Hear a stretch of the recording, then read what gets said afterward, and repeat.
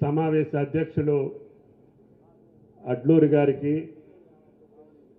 ఈనాటి ముఖ్య అతిథి వివిధ అభివృద్ధి కార్యక్రమాల శంకుస్థాపన కార్యక్రమంలో ఇచ్చేసినటువంటి ఆర్థిక మంత్రి, ఉప ముఖ్యమంత్రి భట్టి గారికి, సహచార మిత్రులు ఆది గారికి, అదేవిధంగా రాజ్ ఠాకూర్ గారికి, సంజయ్ గారికి, విజయరమణ గారికి, జిల్లా కలెక్టర్ గారికి, అదేవిధంగా వరుణ్ రెడ్డి గారికి, ప్రియమైన అధికారులు, వేదిక మీద ఉన్నటువంటి ప్రజాప్రతినిధులు, పత్రికా విలేకరులు, మీ ప్రియమైనటువంటి సోదరీమణులు, ప్రజలందరికీ, నా రైతు సోదరులందరికీ హృదయపూర్వక నమస్కారం. కర్షకుల జిల్లా కరీంనగర్ జిల్లా, వ్యవసాయ జిల్లా. ఈనాడు కరీంనగర్ జిల్లా తెలంగాణకి గుండెకాయ. అన్ని రంగాల్లో, ముఖ్యంగా వ్యవసాయ రంగంలో ఈ యొక్క రాష్ట్రానికి వెన్నుముకగా నిలిచినటువంటి కరీంనగర్ జిల్లాకి ఇన్ఛార్జి మంత్రిగా ఉండే అవకాశం గౌరవ ముఖ్యమంత్రి రేవంత్ రెడ్డి గారు నన్ను నియమించడం జరిగింది.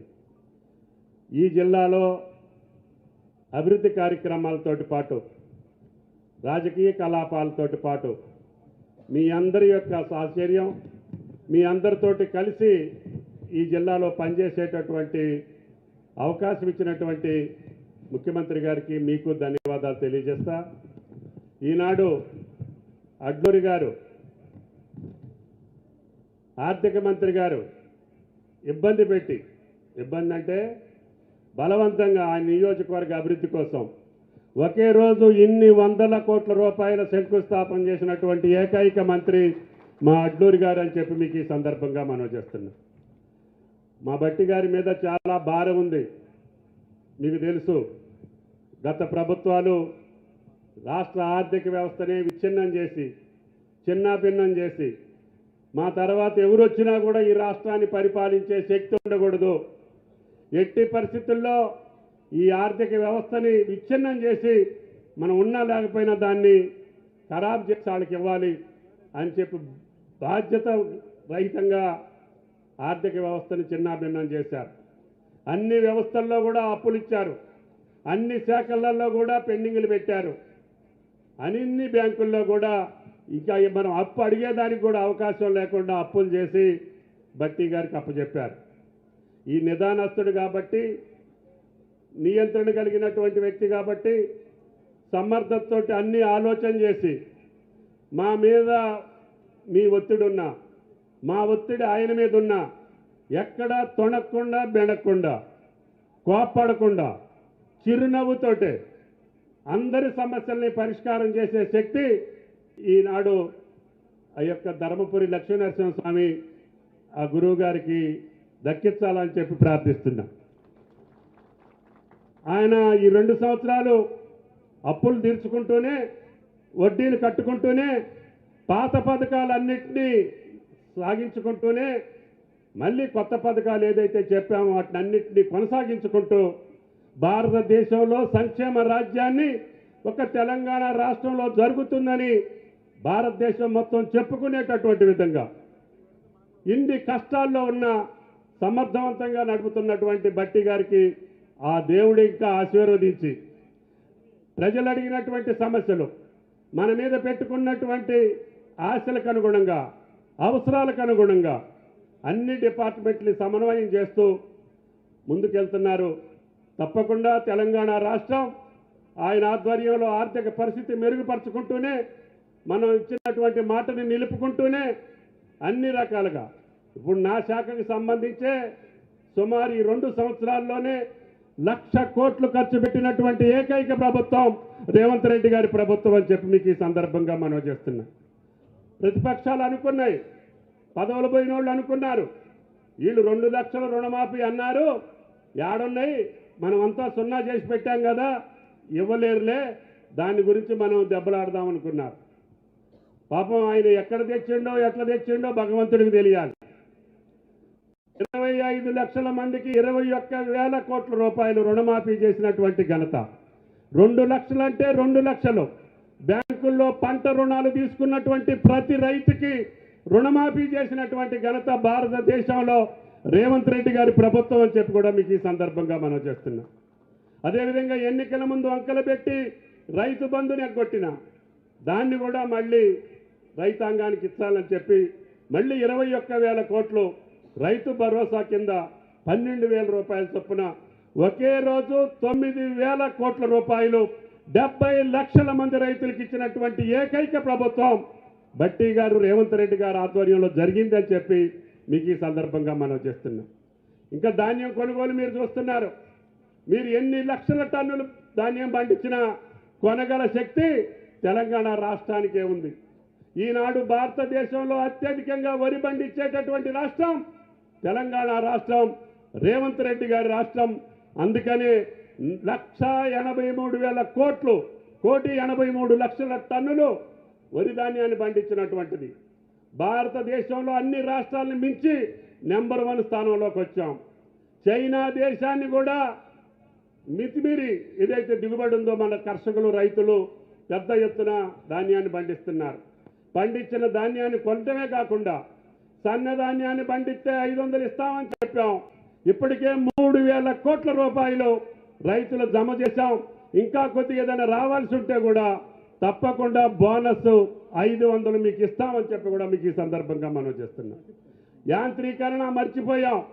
రైతు బంధు పేరిట వ్యవసాయానికి ఇచ్చే అన్ని పథకాలు మూలబడిపోతే మళ్ళీ ఈరోజు బట్టి గారి చేతి మీదుగా యాంత్రీకరణ కూడా రాష్ట్ర వ్యాప్తంగా రైతులు ఏ పనిముట్టు కోరుకుంటే ఆ పనిముట్టు దానికి సబ్సిడీ ఇచ్చి మీకు పనిముట్లు ఇచ్చేటటువంటి బాధ్యత ఈ రాష్ట్ర ప్రభుత్వాన్ని అని చెప్పి మీకు ఈ సందర్భంగా మనం చేస్తున్నాం. అదేవిధంగా మా మాతల్లులు మహాలక్ష్ములు ఓట్ల ముందు చెప్పాం, తల్లి మీరు సుఖ సంతోషాలతో ఉంటేనే, మహాలక్ష్ములు మహిళలు ఆనందంగా ఉంటేనే తెలంగాణ రాష్ట్రానికి సౌభాగ్యం. మీరు ఈ ప్రభుత్వాన్ని ఆశీర్వదించండి. మీకు ఏ కార్యక్రమం చెప్పాం ఆ కార్యక్రమాలు చేస్తామని చెప్పాం.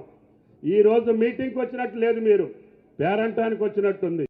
మీ ముఖంలో కళ చూస్తే మాకు ఆనందంగా ఉంది. మా బట్టి గారు ఇచ్చినటువంటి పట్టు చీరలు కట్టుకొని ఈరోజు మీటింగ్కి వస్తూ ఉంటే తెలంగాణ అంటే ఇది అని చెప్పేటటువంటి రోజు ఇది రాష్ట్ర ప్రభుత్వం చేస్తూ ఉంది. అంతేకాకుండా మీరు ఏములవాడకు పోవాలన్నా, హైదరాబాద్కి పోవాలన్నా, అత్యవసరంగా ఏదన్నా పని ఉంటే గతంలో మాదిరిగా మీ ఆయన్ని రూపాయి అడిగే పని లేదు.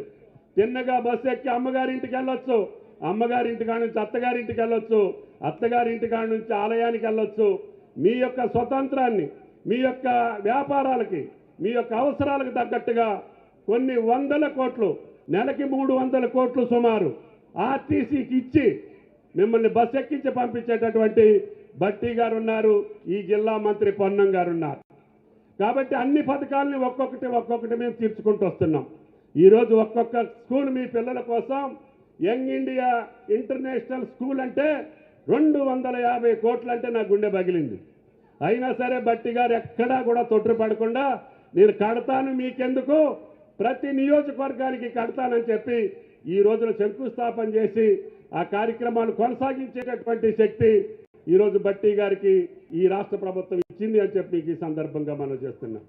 అంతేకాకుండా రేపు సంవత్సరం వచ్చే పుష్కరాలకి మీ యొక్క ధర్మపురే కాదు, పక్కన ఉన్నటువంటి వేములవాడ పనులు కొనసాగించడమే కాదు, బాసర దగ్గర నుంచి భద్రాచలం దాకా ఉన్న దేవాలయాలన్నిటి అభివృద్ధి చేసి ఇది యొక్క పుణ్యభూమి, ఈ యొక్క తెలంగాణ అంటేనే దేవతలు నివసించినటువంటి ఈ యొక్క పుణ్యభూమి, ఈ యొక్క తెలంగాణలో ఉంటా గోదావరి తీరంలో ఆ పక్క కృష్ణానది తీరంలో ఉన్నటువంటి అన్ని ఆలయాల్ని పెద్ద ఎత్తున అభివృద్ధి చేసి టెంపుల్ టూరిజాన్ని క్రియేట్ చేసి మీ అందరికీ కాకుండా భారతదేశ వ్యాప్తంగా తెలంగాణ రాష్ట్రం వెళ్ళి చూడాలి అనేటటువంటి విధంగా రేపు రాబోయే సంవత్సరంలో పుష్కరాలు నిర్వహించబోతున్నాం. మళ్ళీ తర్వాత సంవత్సరంలో కృష్ణా పుష్కరాలు నిర్వహించబోతున్నాం. ఈ రకంగా సంక్షేమం ఒక పక్క, అభివృద్ధి ఒక పక్క, ఆలయాలు ఒక పక్క, విద్య ఒక పక్క, వైద్యం ఒక పక్క, ఎన్ని 100,000 కోట్ల రూపాయలైనా సరే వెనకాడకుండా రేవంత్ రెడ్డి ఈ ప్రభుత్వం బట్టి గారి యొక్క సహకారంతో ముందుకెళ్తున్నాం. కాబట్టి గాలి మాటలు చెప్పేటటువంటి వాళ్ళు ప్రభుత్వంలో ఉండి అన్నిటినీ ఎగనామం పెట్టి ఈరోజు అది ఇయ్యలేదు ఇది ఇయ్యలేదని కారు కోతలు కూసేటటువంటి రాజకీయ పార్టీల యొక్క మన విషయాలు మీరు పట్టించుకోకుండా రేపు జరగబోయేటటువంటి ఏ పరీక్ష వచ్చినా ఇక్కడ కాంగ్రెస్ ప్రభుత్వం చేసేటటువంటి అభివృద్ధి సంక్షేమ కార్యక్రమాలకు అనుగుణంగా మీరు తీర్పునిచ్చి అడ్లూరు లక్ష్మణ్ గారిని ఏ రకంగా అయితే మీరు అర్థం చేర్చుకొని వేదిక మీద ఉన్నటువంటి నాయకులందరూ కూడా కష్టపడి మీ ఓట్లతోటి గెలిపించి ఈరోజు మంత్రిని చేశారో రేపు భవిష్యత్తులో కూడా కష్టపడ్డటువంటి వాళ్ళు మొన్న సర్పంచ్లు అయ్యారు, రేపు కౌన్సిలర్లు అవ్వాలి, మేయర్లు అవ్వాలి, కష్టపడ్డటువంటి కార్యకర్త ప్రతి ఒక్కళ్ళు కూడా పదవిలోకి రావాలి అని చెప్పి మిమ్మల్ని అందరినీ కోరుకుంటున్నాం. కాబట్టి మీరు కూడా నిబద్ధతతోటి పనిచేసుకోవాలి, అధికారులతోటి సమన్వయం చేసుకోవాలి, మంత్రివర్గంతో శాసనసభ్యులతోటి ముందుకెళ్ళాలి. మీరు అడిగినటువంటి అన్ని పనులు చేసేటటువంటి కార్యక్రమాన్ని రాష్ట్ర ప్రభుత్వం తీసుకుంటుంది. అన్నగారు నన్ను ఒక పని అడిగారు, పెద్ద ఖర్చు లేదు కానీ 3 సొసైటీలు కావాలని అడిగారు. కలెక్టర్ గారు మీరు ఒకసారి వెరిఫై చేసి పంపించండి, 3 శాంక్షన్ చేస్తానని చెప్పి కూడా మీకు ఈ సందర్భంగా మనం చేస్తున్నాం. కాబట్టి పామ్ ఆయిల్ తక్కువ వేస్తున్నారు మీ జిల్లాలో, కాబట్టి దయచేసి ఆయిల్ ఫామ్ వేయండి, అంతర పంటలు వేయండి. మీ యొక్క సౌభాగ్యంగా ఉండాలనేది మా కోరిక. వరి వేస్తున్నాం, పత్తి వేస్తున్నాం, మిర్చి వేస్తున్నాం, కానీ మన బతుకులు బయటికి రావట్లా. ఆయిల్ ఫామ్ వేసినటువంటి రైతులను చూడండి, ఈ జిల్లాలో కూడా చాలామంది వేశారు. సుమారు 10,000-12,000 ఎకరాలకు వచ్చింది. రేపు ఫ్యాక్టరీని కూడా ముఖ్యమంత్రి గారితో ప్రారంభోత్సవం చేస్తా. మీకు 1,50,000-2 లక్షల రూపాయల ఎకరానికి తక్కువ వస్తే మాది బాధ్యత. ఒకవేళ మీ యొక్క ఆయిల్ ఫామ్లో కోతులు కింద చికాకు చేస్తే మాది బాధ్యత. మీ తోటలో ఎవరైనా దొంగలు ఇస్తే మాది బాధ్యత. మీరు గెలలు పంపిస్తే 3 రోజులలో డబ్బులు వేయకపోతే మాది బాధ్యత. వాన వచ్చినా ఇబ్బంది లేకుండా ఉండేదానికి మాది బాధ్యత. కరువు వచ్చినా కూడా, కాటక వచ్చినా కూడా మీ పంట పండించేటటువంటి బాధ్యత ఈ రాష్ట్ర ప్రభుత్వాన్ని. అందుట్లో మీరు అంతర పంటలు వేసుకోవచ్చు. 3 సంవత్సరాలు పంట వచ్చేదాకా పత్తిలో వేసుకోవచ్చు, మిర్చిలో వేసుకోవచ్చు, ఆఖరికి వరి పొలంలో కూడా వేసుకోవచ్చు. 3 సంవత్సరాల తర్వాత మీరు కాలు మీద కాలేసుకొని మీ బిడ్డలను ఇతర దేశాలకు పంపించి చదివించి మీసం తిప్పుకుంటా ఊళ్ళో మగోళ్ళలాగా తిరిగేదానికి అవకాశం ఉంటుంది. నేను పామాయిల్ రైతుని, 40 సంవత్సరాలుగా నేను ఆ వ్యవసాయం చేస్తున్నా. బట్టి గారు పిలిచి దీనికి ఉద్యోగం ఇచ్చిండు నాకు, లేకపోతే నేను బ్రహ్మాండంగా ఆయికి తోటలో ఉండేవాడిని. అయినా సరే మిమ్మల్ని అందరినీ రాజు చేయాలంటే ఆదాయం వచ్చే వ్యవసాయం చేయాలి, ఖర్చు తక్కువ వచ్చే వ్యవసాయం చేయాలి. అకాల వర్షాలకో లేదు ప్రకృతి వైపరీత్యాలకి నష్టం రాని వ్యవసాయం చేయాలి. మనుషులతోటి తక్కువ పని జరిగేటటువంటి వ్యవసాయం చేయాలి. పీడలకు అలవాలం లేనటువంటి వ్యవసాయం చేయాలి. అధిక నిధులు, అధిక డబ్బులు, అధిక విధులు వచ్చేటటువంటి వ్యవసాయం మీరు చేయాలి. అప్పుడే మీ కుటుంబాలు బాగుపడతాయి, మీ పిల్లలు చదువుకుంటారు. మీ పిల్లల్ని కష్టపడి ఒక్కసారి చదివించుకుంటే బట్టి గారు పెట్టేటటువంటి, అడ్లూరు లక్ష్మణ్ గారు పెట్టేటటువంటి రెసిడెన్షియల్ పాఠశాలలో, యంగ్ ఇండియా స్కూల్స్లో మీకు మీ పిల్లలు చదువుకునేదానికి ఎక్కడికక్కడికి అవకాశాలు వచ్చినాయి. కాబట్టి దయచేసి కష్టపడి మంచి వ్యవసాయం చేయండి, మీ బిడ్డను చదివించుకోండి. ఆ మహాతల్లులు మీకు ఇబ్బంది లేకుండా కష్టపడి సంపాదించి ఆ యొక్క ఇందిరా క్రాంతి సంఘాల ద్వారా వాళ్ళు బస్సులు కొంటున్నారు, అదేవిధంగా సోలార్ ప్లాంట్లు పెడుతున్నారు, వ్యాపారాలు చేస్తున్నారు. అసలు మీకు ఇబ్బంది లేకుండా ఆ తల్లులు సంపాదిస్తున్నారు.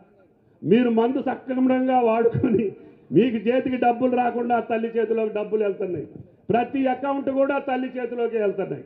కాబట్టి ఆ తల్లి ఇంటిని ఎట్లా చూసుకుంటుందో మీరు కూడా నియోజకవర్గాన్ని, జిల్లాని, రాష్ట్రాన్ని అట్లా చూసుకోండి.